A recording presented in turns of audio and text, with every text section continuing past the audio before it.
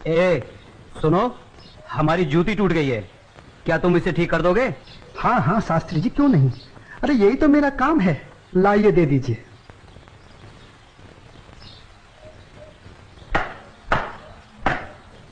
लीजिए शास्त्री जी, आपकी जूती ठीक हो गई। कितने पैसे हुए? जो मन करे दे दीजिए। ये लो। शास्त्री जी, बुरा न मानो तो एक बात पूछूं? जो पूछना है जल्दी पूछो, हमारे पास समय नहीं है। आप लोग इतनी सुबह सुबह कहाँ जा रहे हैं? आज पूर्णिमा है, इसीलिए हम सब लोग गंगा स्नान करने जा रहे हैं। गंगा माँ के चरणों में दान पुण्य करके उनका आशीर्वाद प्राप्त करेंगे। परंतु तुम ये सब क्यों पूछ रहे हो? आप लोगों को देखकर मेरे मन में ख्याल आया था कि आप लोग जरूर किसी शुभ कार्य के लिए जा रहे हैं। अगर आप लोग मेरा भी एक काम कर दें तो आपकी बड़ी मेहरबानी होगी। करने योग्य होगा तो अवश्य करेंगे। जल्दी बताओ क्या काम है? शास्त्री जी, आज बड़ा शुभ दिन है और आज के दिन मैं भी चाहता हूँ कि कुछ दान पुण्य करके गंगा माई का आशीर्वाद प्राप्त करूँ। शास्त्री जी, मेरी तरफ से ये दमड़ी गंगा माई को अर्पण कर दें तो आपकी बड़ी मेहरबानी हो। ठीक है, दे देंगे। लाओ। ये क्या बात कर रहे हैं? ज्ञानी होकर अज्ञानी जैसा काम करते हैं। क्यों, क्या हुआ? राम राम, आंखें होते हुए भी अंधों जैसी बात कर रहे हैं। ये छोटी जाति से है, अगर इसकी छुई हुई दमड़ी आपने छू ली तो आप भी अपवित्र हो जाएंगे। गंगा जी में डुबकी लगाने के बाद भी पवित्र नहीं हो पाएंगे। राम राम राम राम। हाँ, तुम ठीक कह रहे हो। सुनो, तुम अपनी दमड़ी इस पत्थर पर रख दो। कैसी आपकी आज्ञा। ओम पवित्राय नमः। हाँ, अब ठीक है, अब आप इसे छू सकते हैं। ठीक है, चलो। शास्त्री जी, एक प्रार्थना और थी। अब क्या है? शास्त्री जी, अगर गंगा माई स्वयं हाथ बढ़ाकर मेरी ये भेंट स्वीकार करें तभी दीजिएगा, अन्यथा मत दीजिएगा। अगर स्वीकार करें तो बोल दीजिएगा ये तेरे भक्त रविदास ने भेजी। ठीक है भाई, हम ऐसा ही कर देंगे। चलो चलो चलो।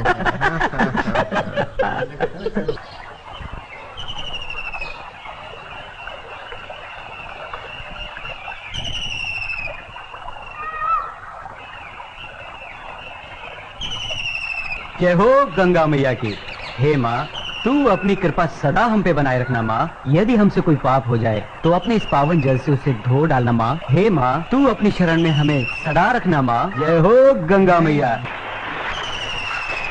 अरे मित्र, आप कुछ भूल रहे हैं।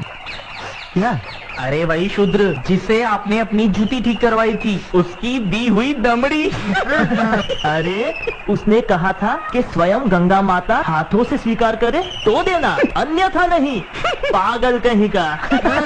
अरे भाई, याद आया। यही दमड़ी ना? हाँ हाँ हाँ। हे गंगा मैया, ये दमड़ी उस शुद्ध रविदास ने आपको भेंट करने के लिए दी है और ये भी कहा है यदि आप स्वयं अपने हाथों से इसे स्वीकार करें तो ही हम आपको दें। जय हो गंगा मैया। अरे गुरुजी, आप भी क्या उस शूद्र की बातों में आ गए? भला ऐसा भी कहीं हो सकता है कि स्वयं गंगा माँ अपने हाथों से उस शूद्र की भेंट स्वीकार करे? अरे जब हम लोग शूद्र की दी हुई चीज नहीं लेते तो ये गंगा मैया कैसे लेंगी? मैं एक काम करता हूँ, ये दमड़ी मैं अपने पास रख लेता हूँ, मेरा आने और जाने का खर्चा निकल जाएगा। आज दान और पुण्य में बहुत खर्चा हो गया है। ठीक है भाई, इस दमड़ी को तुम ही रख लो। अब चले?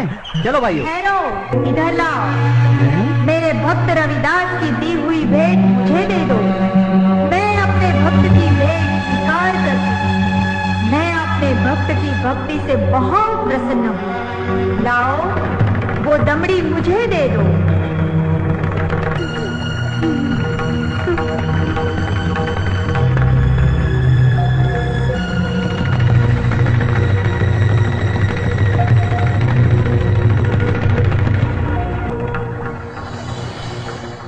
और सुनो, ये कंगन मेरी ओर से मेरे भक्त को दे देना और कहना मैंने उसकी भेंट स्वीकार कर ली।